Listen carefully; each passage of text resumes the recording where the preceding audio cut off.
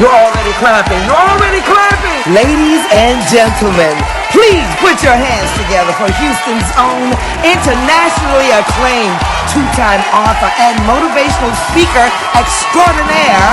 Give it up for the host of the Brandon Holt Show. It's Brandon Holt. Ladies and gentlemen, here to kick off the Brandon Holt Show, international recording artist, the man himself, the legendary trumpeter, here to kick off his newest critically acclaimed masterpiece called Peace Officer, featuring the one and only Malcolm Jamal Warner. Put your hands together, stand on your feet. Mr. Johnny Britt in the house, kicking off his newest song. Johnny Britt. Oh, oh, oh, oh, oh. I saw a man running away from me, trying to figure out what was going through my mind. I know I wasn't right when I heard him begging, please, no. And then I saw him turn around, looking straight at me. Do I believe I was wrong? Do I believe I was right? Or was it truly just a fight? I'm just taking someone's life. It was just another man. In front of a jury I will stand, raise my hand and take a bow. That I have to aim and pull the trigger. Oh, oh, oh, oh, oh, oh. Yeah. Oh, oh, oh, oh. Mm-hmm. I know that I'm a police. I took an oath to serve and to protect. Wearing this badge, it's time to reflect. How could I take authority? I wonder who is next. I know it keeps happening over and over again. Do I believe I was wrong? Do I believe I was right? Or was it truly just a fight? I'm just taking someone's life. Oh no, oh, I know we gotta change. I just know we gotta change.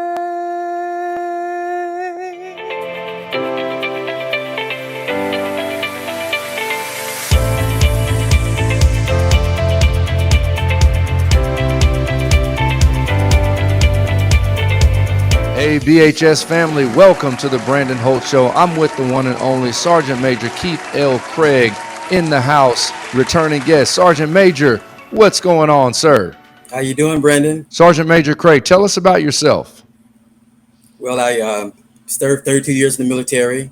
During that time, I spent 25 years in Europe, in Germany, traveled to over 50 countries, played professional football at that same time, because I was on something called the Exceptional Athlete Program, meaning the military would support me in playing professional sports while in the military while serving.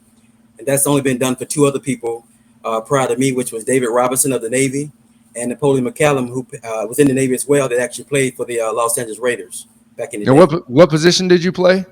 Wide receiver. How are the hands, Sergeant Major? Come on now. Well, they say I can catch a BB in a snowstorm, but you know what I'm saying? I never seen the pass that I ever dropped, though. But yes, no errors. You wrote a book. Sure, yeah. I've been fortunate enough to have penned Serving to Lead. It was a book on leadership. And the reason I wrote that book was because, you know, I pretty much say I've had three careers in my lifetime. One which was the military, one was a professional athlete, and one was the Hollywood. And one of the things I noticed as I triangulated all those different industries was that the priorities of leadership was different. In the military, it was about the mission, the soldiers, and then yourself. And in sports, you know, sports, it's all about teamwork. And then in Hollywood, it's just a little bit different, though. It's more or less about myself than the intellectual property itself. And then you take care of your people, which is why you probably doesn't have as much loyalty, in Hollywood, because it's not reciprocal there.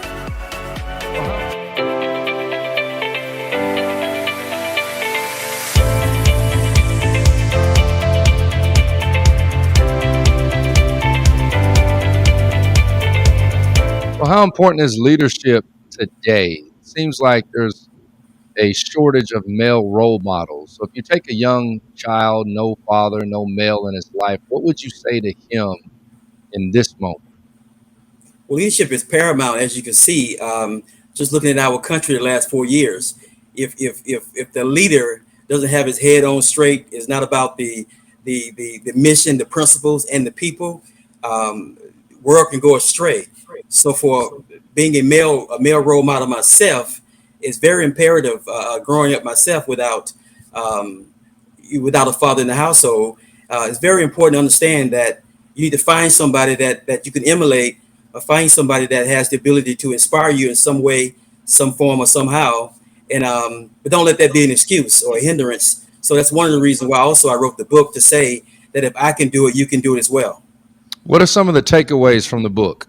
Well, I subscribe to mentality, and I pin 8 words. If it's to be, it's up to Mm, me. like that.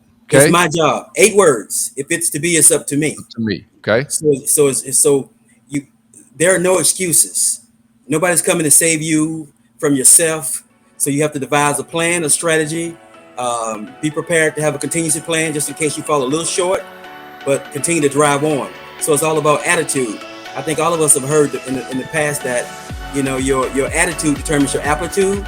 So it's very important. Those are not just cliches. Those are real life lessons that one can take away and thrive on.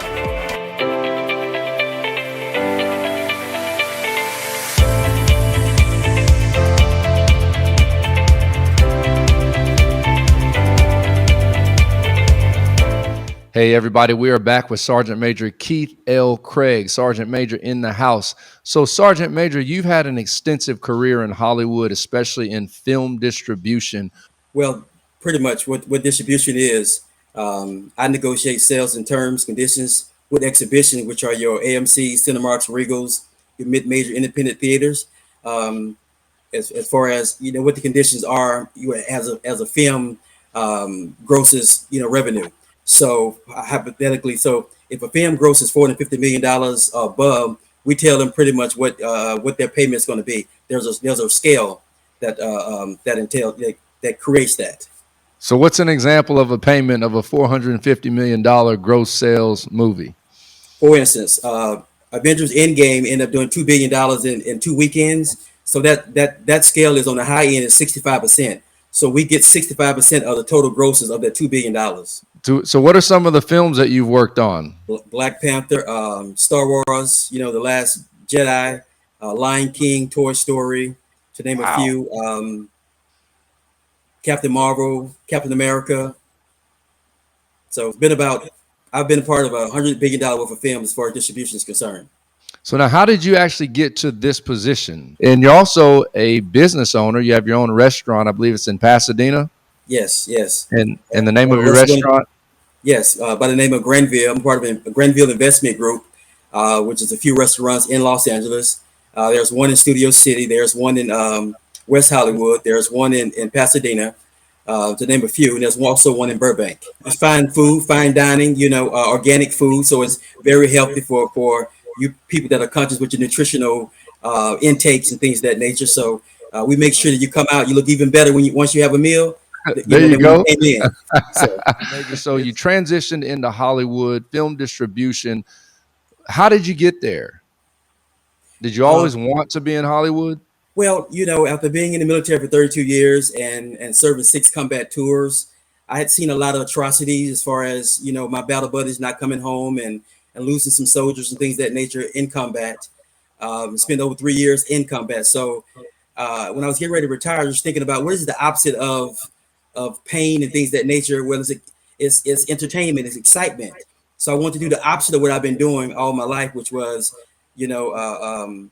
protecting my country. And now it's time to make people laugh and bring joy and happiness, things of that nature.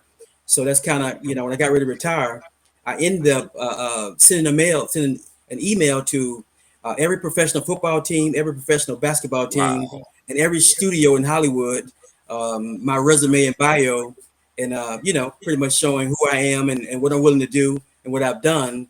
And I got that call from the studios in Burbank. So, Sergeant Major, I need to get your address so I can send my information to you since you're in the film distribution business. Can you help distribute this show? Absolutely. I mean, there are few detailed criteria that you have to follow. For instance, anything over 45 minutes is considered a motion picture. So Okay. So from then that, when the specifics and the how it's packaged, we can absolutely submit it.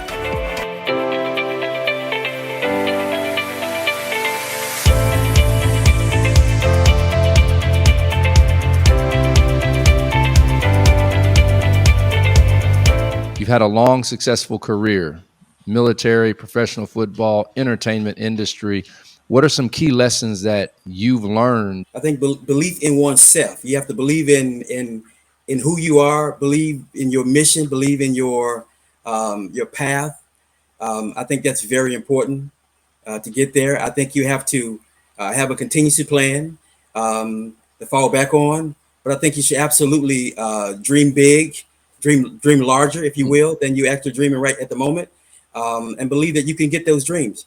Because I believe in the universe, whatever you put out in the universe, if you truly believe in that, it'll come back to you if you're being a good steward of your dreams. My dream has not climaxed, but as I get ready to pivot, because in life you have to always be prepared to pivot in order to get on a trail. Because I believe absolutely that it was imperative, and my path to come to Hollywood to learn all the tricks of the trade of distribution and Hollywood, so that as I pivot to go out and start my own distribution company, I can help all the independent filmmakers and content developers out there understand how to do what it is that they're trying to do.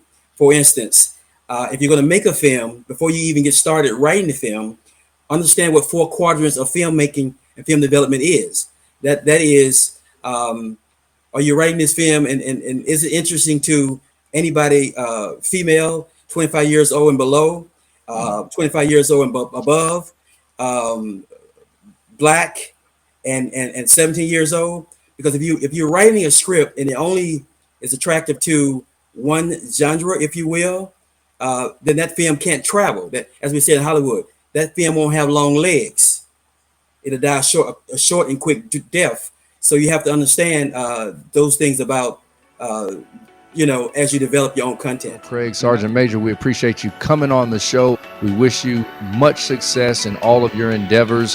How can people follow you? Sure, you can follow me on the official Keith L. Craig on Instagram. You also can find the book Serving to Lead on Amazon. I also have a website, servingtolead.life. It's very important that you live your best life.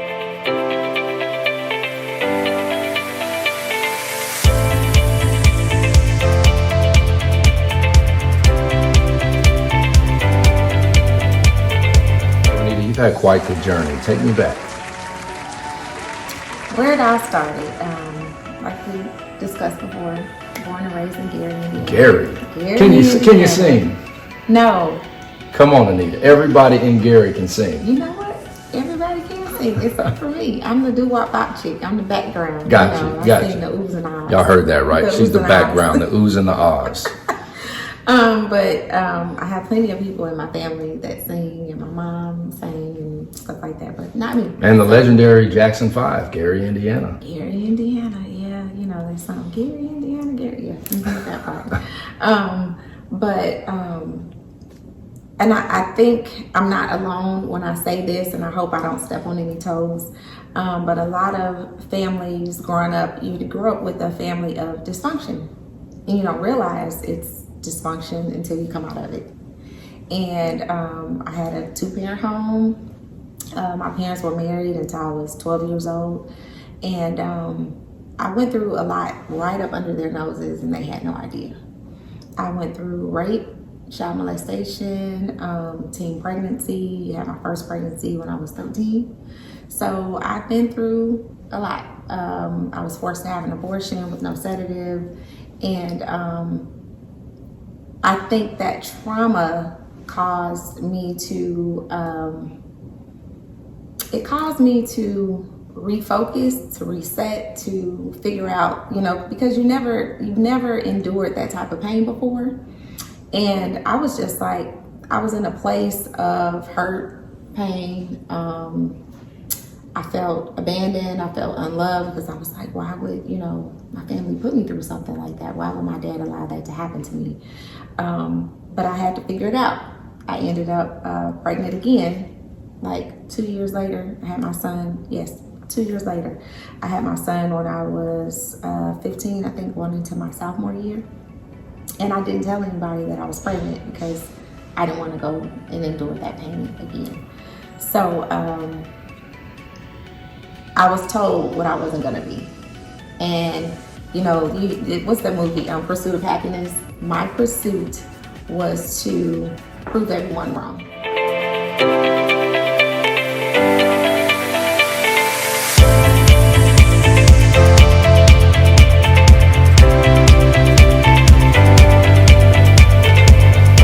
What does that phrase mean to you? I'm glad I don't look like what I've been through. When I tell people years ago, I had someone at a church, at my old church, I had some ladies that thought that I was this person that wasn't relatable. And I shouldn't have no story. She ain't never been through nothing. Well, someone had set up a little workshop for people that were in the church that had businesses. If you're an author, whatever, you can come and speak. You can come and, sell your products. And I shared my story, my first book, The Storm After the Storm. And all of the ladies came around me after that. They were like, you went through that? I didn't think you had a story. I was like, I'm just like you. Anita, who are you? Who am I? That's a good question. I was just asked that question. And I believe that I am a walking spirit of what God has called. God has called me to do so many things, and when I tell you I'm not gonna say I hate that question. I don't like that question. I don't like that question because I know when a lot of people are asked that question, when you say, who are you? A lot of us can give, this is what I do, this is who I am, this is where I've been, but who are you in your core? So in my core of my being is that God put me here in position to change lives.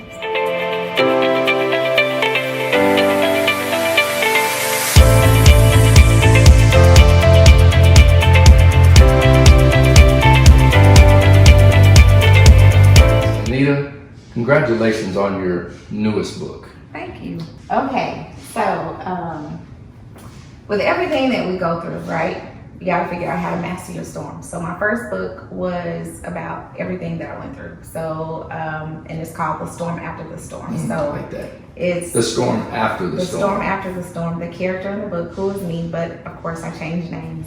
The character, her name is Aire, and Aire means storm. So it's who she was after a life storm of events. So who she would become. Yeah. And after I did The Storm After the Storm, of course there should be a breakthrough. And I did the book, The Breakthrough. And I did that. Yeah, if you go through your storm, what's your breakthrough?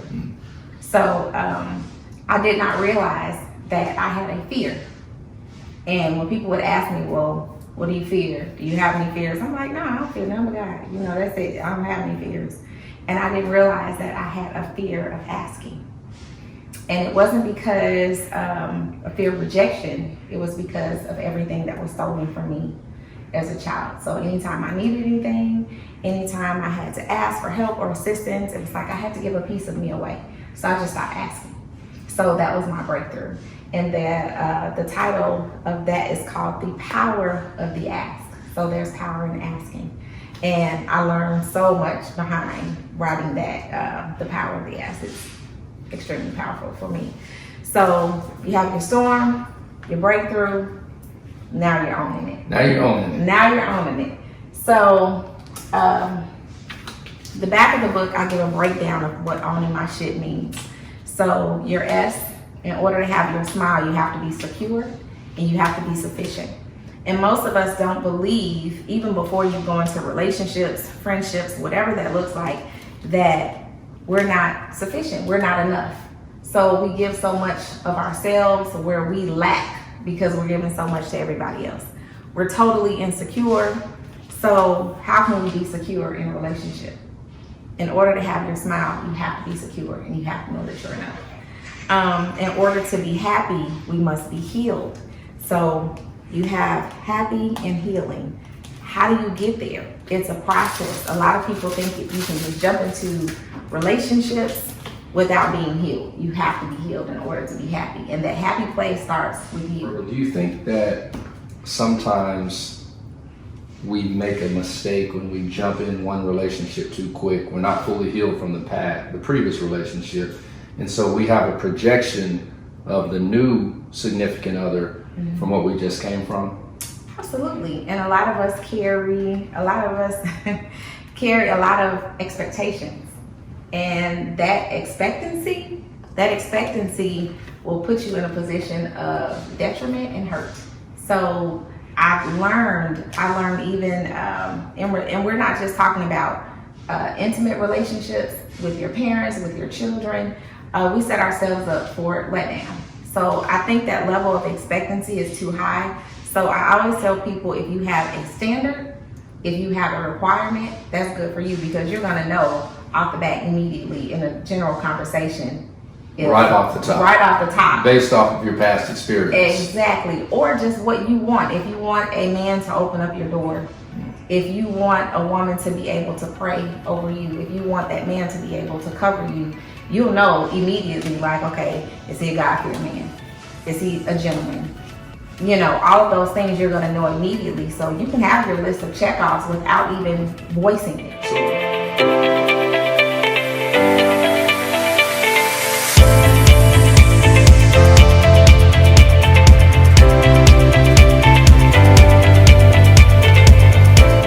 So you have a lot of gear.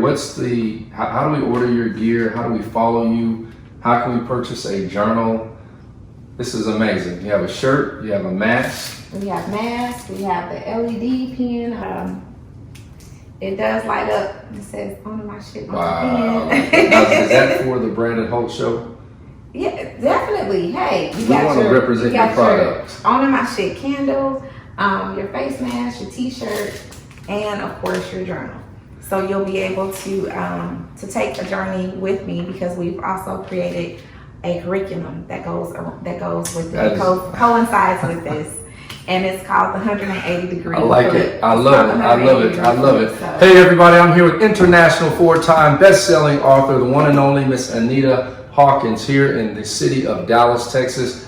Thank you so much for sharing your story on the show, and promise us one thing. Yes. That you will come back. Absolutely. And how can we follow you? You can follow me on all social media outlets, Anita Hawkins, Instagram, Anita Hawkins.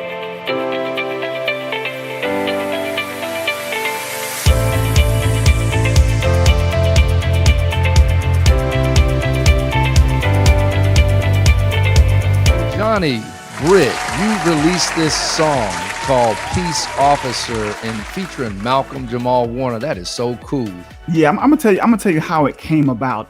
I'm writing a book. I have a new book called The Soloist, and it'll be out by the end of the year. Right?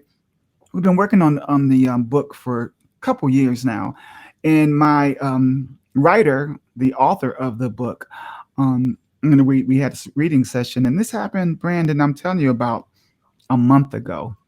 And she says, after the reading session, she said, "Johnny, I have this idea. I don't know if you can do anything with it. And it's called Peace Officer." And I just wrote it down on a piece of paper. I didn't think anything of it. The next day, Brandon, this thing hit me like a lightning bolt. And I wrote the song that day. She told me on a Saturday. The lightning bolt hit me on a Sunday. I wrote it on a Sunday. We went straight into production Monday. And it was fully produced by Friday. So when you say you wrote it the same day, did it take all day to write it, or did the words just come to you?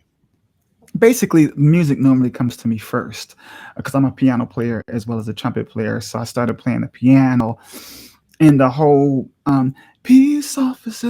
I mean, it just came to me. It just came to me. I saw a man running away from me. It just came, and I know it was really special. This was after my Mo Jazzin album was complete, because we have 4 hit singles off of that record. But this is just a special social conscious effort. And Brandon, I wrote this song. I hate politics first of all, so I really wanted to be like straight down the line. It's not like I'm pro the police or against. It's not none of that kind of stuff. So I wrote it from the policeman's point of view. I wrote it from the man behind the trigger. So I thought it was a unique approach, an unusual approach, and that's what we did. And when I completed the song, Malcolm Jamal Warner is a friend. I wanted someone with a name and that had power and respect, especially in the Black community. And it was Malcolm. And when I told him and let him hear the song, man, he was in right away. And he wrote the most beautiful spoken word piece. And after that, we shot a video, a very powerful video, mind you. The first cut of the video, it was so real.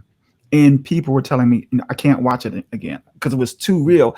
And Malcolm was like, I thought that's what we were trying to do. I want to go with it. I said, no, Malcolm, we had to pull back. So I had to have my editor just pull back. So it had some reality of what was happening, but also the good police, eating donuts, people loving on them because we need the police. So we did soften it up again a bit, but it is extremely powerful. And I thank you so much for this platform.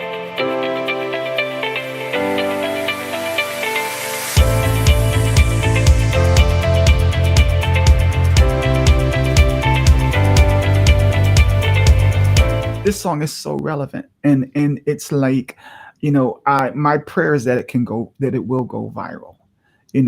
Because we just want peace. We just really want peace, and it's just enough. How can people find the song? It is everywhere. iTunes, Amazon, JohnnyBritt.com. If you can stop there first, I really appreciate it. And Johnny, you have a big show coming up in West Hollywood, Catalina Jazz in Hollywood. Yeah. Man, this is like the premier jazz club in Los Angeles, California. It's in Hollywood. The very top jazz musicians play there, and I'm just really honored. They've just embraced me at the club, and so we're having a very big show, and it's really like the premiere of the release of Peace Officer. But it's much more than that. I'll be performing live with my band, and for those of you who don't know, I come from the group called Impromptu.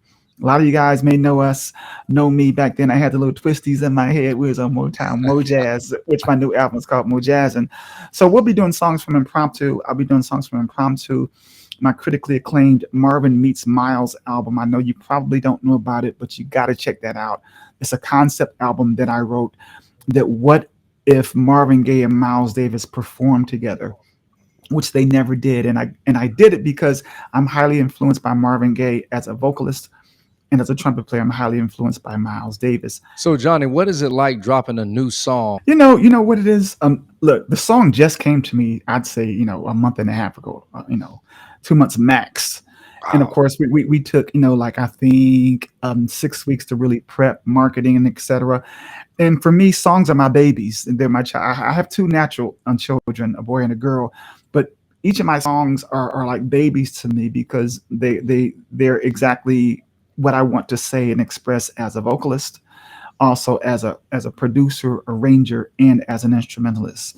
So for me to have come up with this song, Peace Officer, and for it to touch one person, I have really done my job. Johnny, what's your greatest moment performing throughout your career? That's a really good question. It really is. It's a very difficult question because I performed so much. I don't know if you know, but I was the youngest ever musical director for the Temptations. So I traveled the world with the Temptations. I was on tour with Maxwell. I was on tour with Josh Groban. Wow. And I played with Annie Lennox. I played with David Bowie. And it's really difficult to say. I sang with Little Anthony and the Imperials.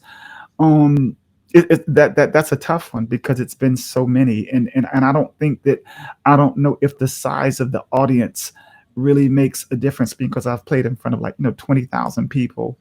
I actually played there in Houston at the basketball arena that you guys have there.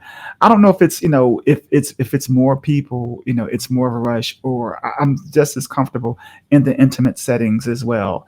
So I would just say that every time I hit the stage as a soloist, especially, but even supporting different people like David Bowie, Maxwell, I'm just really blessed and honored that I get a chance to do what I dreamt of doing when I was a young man. And I want to say this real fast. I'm from Cleveland, Ohio.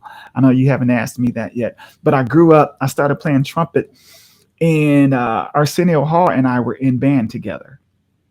And he played drums. He was a little chubby dude, right? And I was playing trumpet. I just started playing trumpet, maybe my second year, and we started a band together. Never forget this. We used to go to Arsenio's house and practice and stuff. And we both dreamed of, you know, being in the music business. We both in the entertainment business, and we're good friends now. Our kids, they went to the same high school out here in Los Angeles, ironically. But I would just say, to have the opportunity to do this for a living, and this is all that I've done. I mean, I went from Cleveland, Ohio, had the great opportunity to study abroad in Paris, France, at the Conservatoire de Versailles with Roger Delmont, the first trumpet player in the Paris Opera. I studied trumpet composition and theory in Paris, meeting the biggest names in the world. From there, moving to Chicago, being discovered by Otis Williams of the Temptations, being the youngest ever musical director for the Temptations, that leading me to becoming the co-music producer for the Temptations movie with Leon, the Emmy Award winning, which everyone knows. I'm the co-music producer behind that whole scene, as well as the vocal coach. But that led me to work with Robert Townsend to be the co-music producer for the Little Richard story. Of course, we just lost Little Richard, who's an icon, and I was just the solo trumpet player on Hidden Figures. I'm the solo trumpet player in the score for Hidden Figures. I was hired by Hans Zimmer, the biggest composer out here in Hollywood. I had a big scene in La La Land with Meg Ryan and Ryan Gosling, trumpet right in front of like the Eiffel Tower. I've just been so blessed to be able to do so much in a lot of different angles, and so all of them are like stages. It's not just a live stage. It's cinema. It's in the studio. I mean, I've worked with Luther Vandross. It's just been a rush, man. It's really been amazing, bro.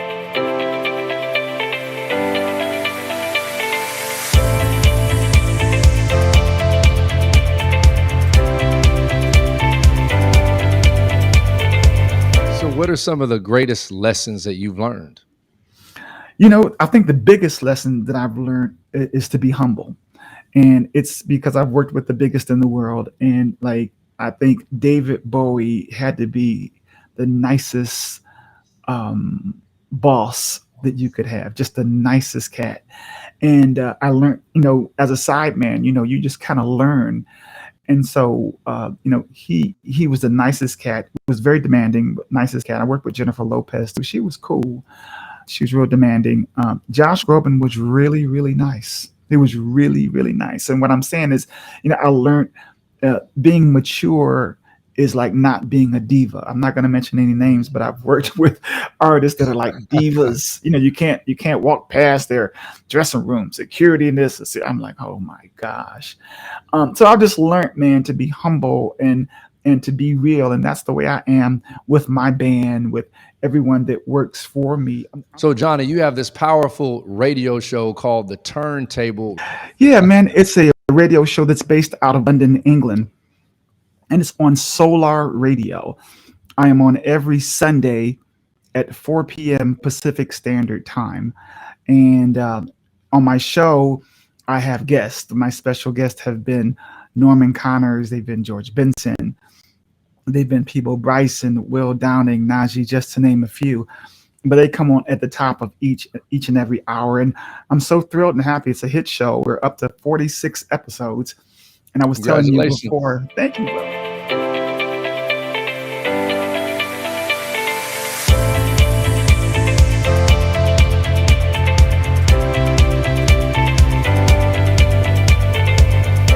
Thank you. And also, okay, so it comes on Sunday at 4 p.m. on solarradio.com.